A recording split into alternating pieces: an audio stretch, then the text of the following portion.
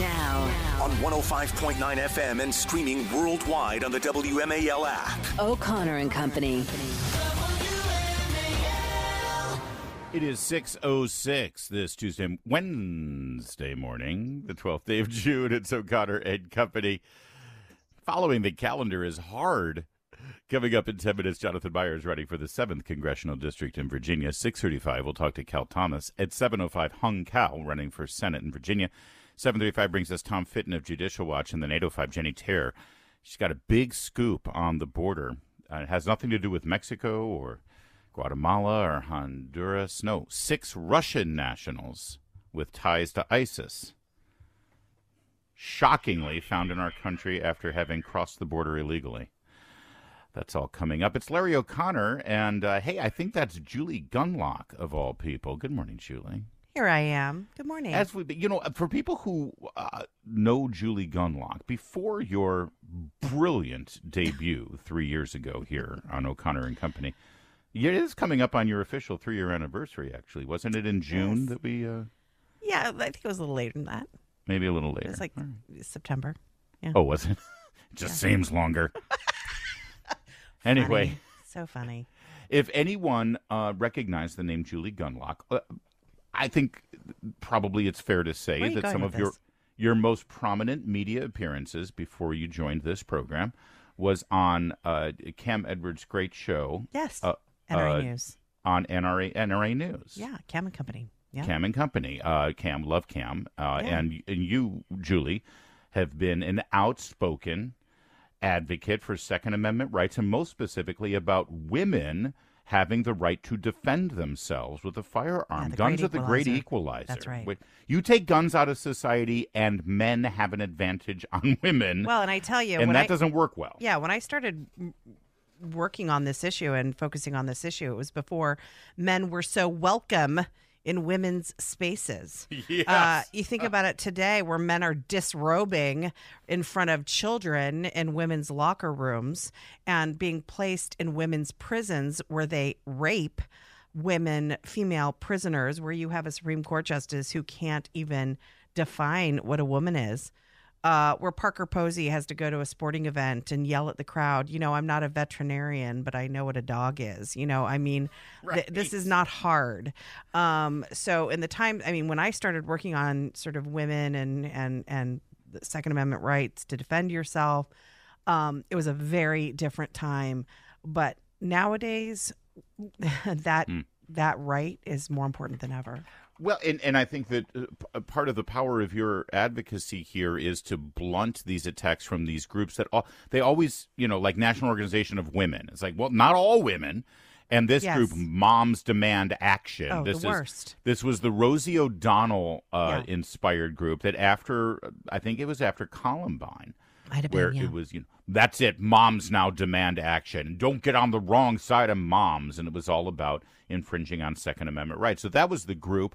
Moms Demand Action, Students Demand Action, Everytown USA, which they're funded by Michael Bloomberg and a bunch of these big, deep-pocketed liberals who want to undermine the Second Amendment. Yeah, they do. And these are the moms groups that are acceptable to the left. The only acceptable moms group on the left are the ones that are trying to restrict your gun rights. I sort of got they say red-pilled. I sort of was red-pilled after Parkland. When I read about Parkland, the shooting there, the mass shooting there, this, gave birth to David Hogg and all the walkouts and all of this. Mm-hmm. But when I researched what happened in Parkland, that shooter, that was a direct result of restorative justice programs that had been deployed into the schools by Arne Duncan, who was Obama's Secretary of Education.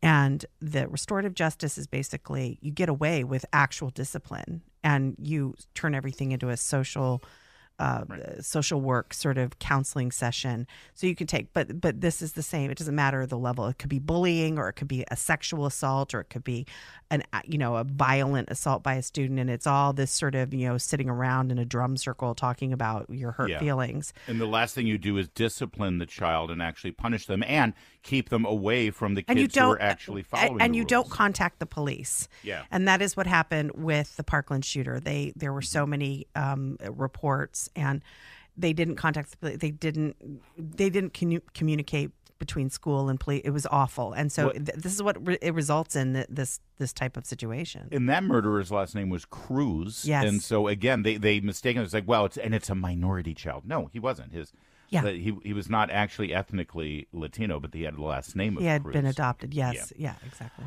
Which, by the way, reminds me, Sandy Hook, horrible, disgusting tragedy that I remember. I was on the air the morning that all occurred. If you ask anybody in America today to name one person, name me an individual associated with the Sandy Hook Elementary shooting, they won't immediately say Adam Lanza. That's right. They'll say Alex Jones. Yep. That's how the media has, focused on using these tragedies as weapons against their political adversaries. All right. And I think Alex Jones is entertaining. They won't talk about Adam Lanza being in a fatherless home. Right. They won't talk about the mother who who inappropriately got her son, her disturbed son, these guns. They won't talk about how they were not properly stored. They won't talk about any of those failures. All of the gun laws that we already had on the books that were blatantly violated by that family, and by the way, the pharmaceuticals that Adam Lanza had been prescribed. That's right. Over his entire childhood. Right. His childhood. You don't even know this person's name. Right. Adam Lanza, the actual perpetrator. Which brings us to yesterday's speech, where, moms demand action. This pure and pristine, untouchable, how dare you criticize these moms? You just want to protect our children from school shootings.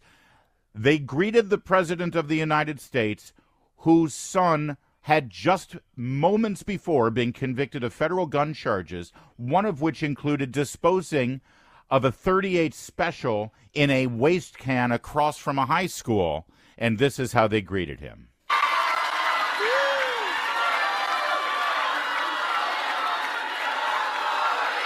Thank you. Yes. The man whose son disregarded the very laws that they want, and they don't really even care about enforcing them. They just want more laws and more laws and more laws and more laws. And this was another part of these various, if you look at these various school shootings, the system that was put in place doesn't work. Right. It doesn't work. The laws are there. They're just not enforced. A couple of things I want to get to here. Joe Biden, of course, expressed sympathy and empathy for anyone in the crowd who has lost someone from a tragic shooting because, as you know, in his first marriage, his wife and daughter tragically died in a school shooting. And his son, Beau Biden, after getting wounded in combat in Iraq, he then died in a school shooting as well. Do I have those facts right? I believe you do, actually, Yeah. yes. Many of you who have lost someone to gun violence. It's been a passion of mine for a long, long time. It's a reason way back, a long time ago, I authored the Violence Against Women Act, which no one thought made any sense at the time. I'm sorry, who didn't think the Violence Against Women Act made any sense? The only opposition of violence against women is that it was basically enriching lawyers. It didn't have anything to do with protecting women. You want to protect women against violence? Let women defend themselves with guns. Yeah, or I don't know, put violent men in jail. I don't know. There you go. Yeah, how about that? It had nothing to do with criminal protections. It had to do with lawsuits. I had a lot of trouble getting people to think we could make a difference. But the fact of the matter is, I remember well when you first started it with me, this extraordinary courage. Through your words, you help ensure that your son and all the victims of gun violence are not forgotten. They didn't die in vain. Through your love, you help prevent the next tragedy that saves lives. Yeah, the tragedy of, somebody going to high school and looking in a trash can and seeing a .38 special and then using it to kill an innocent person. Yeah. He also had this wise observation. Imagine if we gave tobacco an exception that could not be prosecuted. What would happen? We'd still 1,000 more people be dying of cancer because of smoke inhalation. I'm sorry, we're prosecuting tobacco? What? I had no idea you could prosecute tobacco. They're still selling. Does he know they're still selling cigarettes? Yeah. He was also interrupted by a Palestinian pro-terrorist New protester. friends. his new friends, his New base. people Yep. he's trying to appease. And that was Joe Biden's day. Weeknights with Mark Levin, 6 to 9 p.m. On News Talk 105.9 WMAL, making sense of the news. 1 week from today, we'll know who won the primaries in Virginia. Jon Myers hopes that he's one of those guys. He's running for the nomination for the 7th Congressional District. He is a retired Marine. He was part of the Benghazi response as well as an intelligence officer. His book is American to the Core, and he joins us now. Jon Myers, did I get all that right? Yes, you did. Thank you very much. Good morning.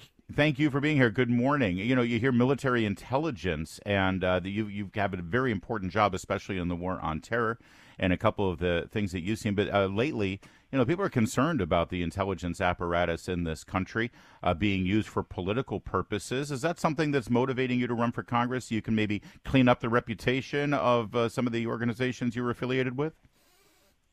Oh, absolutely. You know, I mean, it seems like everything's getting over-politicized these days, and it's creeping in everywhere. And let me tell you, my last portion of my career in the Marine Corps, I really saw it firsthand. You know, we spent an inordinate amount of time engaged in social issue training, and the slow creep really, you know, the example I like to use, the last 7 years in the Marine Corps, I did hundreds and hundreds of hours of social issue training. And do you know how many hours I spent on the range? 0. So, I mean, it's truly affecting the military. Maybe I'm naive, but I thought shooting weapons was sort of the primary function of a Marine, not DEI training. Yeah, that was the assumption I was operating under as well. But, you know, things have certainly changed, and we need to depoliticize our military. That needs to be general order number one is get politics out of the military. We also need to get politics out of the intelligence agencies. Would you seek some sort of oversight role on intelligence if you are elected? Absolutely. I have 28 years experience as an intelligence officer in the Marine Corps, and actually a few more years experience after I left the Marine Corps. And Intelligence Committee is definitely somewhere where I would see myself and where I think I'd make a good fit, as well as a select committee on China, of course, House Armed Services Committee. Those would be where I would bring the most value. And, you know, we need regular people to step up. And I do consider myself a regular person and a Marine. And, you know, the number one issue I hear at doors, believe me, is term limits.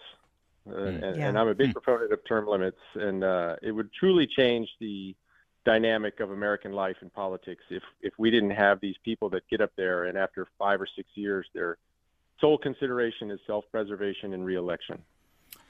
Jon Myers is running for the Republican nomination. His website is myersforvirginia.com. That's Myers with a Y for Virginia.com.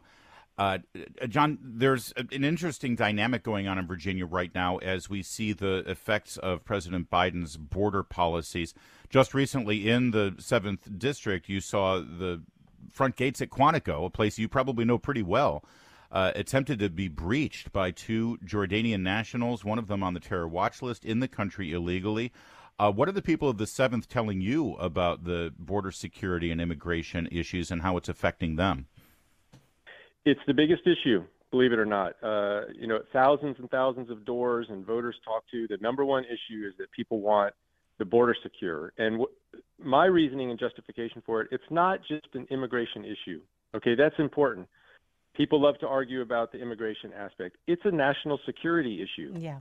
The Chinese are exploiting the border right now. They're sending countless military-age males across the border who disappear into the infrastructure of the United States, interior of the United States, and we have no idea what they're doing. And I take the event at Quantico very personally because my wife works on that base. So, you know, to me, it was a test, testing the perimeter to see what could be conducted in the future, and I take it very personally. You're right. That was a trial run. Yeah. It was a trial run, and we need to get that border secured, not solely for the immigration purposes. That's important, but we have immigration laws on the book. But more importantly, the number one fiduciary duty of the President of the United States and the government is to provide for our common defense, and they're just not doing it right now. They're not. There was an article in Foreign Affairs just this week saying the terrorism warning lights are blinking red again. It's a really pretty terrifying article and talking.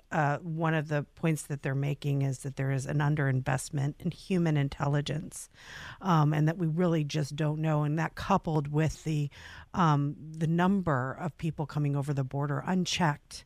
And the fact that the Biden administration just gave amnesty essentially for, I think it was 350,000 people who there will be no tabs on these people. What are your thoughts on the current risk we face for terrorism in the United States? I think it's at the highest level it's ever been. And I'm very concerned that there is going to be terrorism in the United States. It's not a matter of if, it's just when. And as I said, the Chinese, West African terror groups, and Middle East terror groups are sending people across our borders. Now, we don't know what for. It could be agents to collect intelligence. It could be sleeper cells. It could be lone wolf actors. But, when you consider there's been 9 million people or whatever the number is, absolutely the statistics would indicate that there are nefarious actors amongst that group. So as soon as we can, we need to, the people that have come across the border and exploited it over the last 3 or 4 years, we need to make sure that they go back home. Jonathan Myers, he's got his sights set now on that Republican nomination, which is just, we're in the home stretch, Mr. Myers. So good luck with the rest of the campaign. Thank you. It's always been great conversations with you, and we hope to speak with you soon. And congratulations so far on this. This is your first foray into politics, and we appreciate you jumping in and continuing your service to our nation. Oh, thank you so much. It's been a pleasure, and you have a great rest of your morning. That is MyersForVirginia.com. He is a good man, and I love on his website, you see the slogan, it's Send Him the Marine. That's great. MyersForVirginia.com. It's 6:24. Now. On 105.9 FM and streaming worldwide on the WMAL app. O'Connor and Company. It is now 6:37. Thanks for joining us here on O'Connor and Company on a busy Wednesday morning. 7:05. Hung Cao is running for the Republican nomination for Senate in Virginia. That primary is next week. He makes his final case to you, the voters, today. Then at 7:35, Tom Fitton, Judicial Watch on the Hunter Biden conviction. And at 8:05, Jenny Terre, New York Post, who has a story about 6 Russian nationals, ties to ISIS. They've been arrested. Apparently, I know this is going to be shocking to most people, but apparently they were able to breach our southern border, enter the country illegally. They were abducted by ICE and then let free. That's a shocker. I know, considering how tough on the border this president has been and how any problems we've got there are all Republicans' fault. I'm Larry O'Connor with Julie Gunlock. Good morning, Julie. Good morning. Joining us right now is Cal Thomas. He, of course, is a syndicated columnist, seen worldwide. But I like to pick them up at the Washington Times because they're good people over there. Cal, good morning. Good morning. What you just described at the border reminds me of that scene in Casablanca. What? There's gambling going on in here? That's right. Shocked. It is. Yes. It's the Claude Rains moment. So the conviction came down here yesterday with Hunter Biden. But we've been saying all morning, given everything that we've seen on that laptop, this is a parking ticket compared to what we know he's been involved in. The big takeaway should be that, yes, the laptop is real. All of that evidence was just used against him. So why isn't that evidence being used for some of the larger crimes that also involve other members of the Biden family, Cal? Well, in Washington, Larry, people protect their own. There are very, very few people who wind up being held accountable for anything. Being in government, being in the big media, means you never have to apologize or say you're sorry. 51 agents signing off, guaranteeing this is Russian disinformation. Then when the laptop proves it isn't, no problem. We just move on to the next thing. Nobody goes to jail. Nobody goes to trial. Nobody's perjured himself. They just move on to the next thing. And now you have you got the spin in the New York Times and Washington Post this morning. Oh, the criminal justice system really works. Yes, it worked for Hunter and it worked for Trump. Those are two different cases. One with very, very light evidence, not a real crime. That would be Trump. And then you had a real crime with Hunter Biden and not checking that box that he was on drugs. Yeah. I love the Bret Stephens column, and I think you're going to see more of this in the New York Times this morning. He's saying, and more Democrats are starting to say, the greatest thing Biden can do for the country is not to run for re-election. Withdraw now, get somebody like Gretchen Whitmer in there or even Newsom and win the election. I don't think it's going to happen. I just don't. But you're going to see more of that, I think. Well, I'm sure you saw the coverage of Biden at that Juneteenth event where he seemed to be frozen. It is just impossible to hide from the American public just how unhealthy he is. You saw Karine Jean-Pierre canceling the White House press briefing yesterday, right after the verdict came in. Is the White House just in full panic mode now? Because you mentioned it would be great to get someone with that doesn't have mashed potatoes for brains running, but I mean this requires him to step down. They seem resistant to this and wanting to sort of keep up the gaslighting that he's just fine.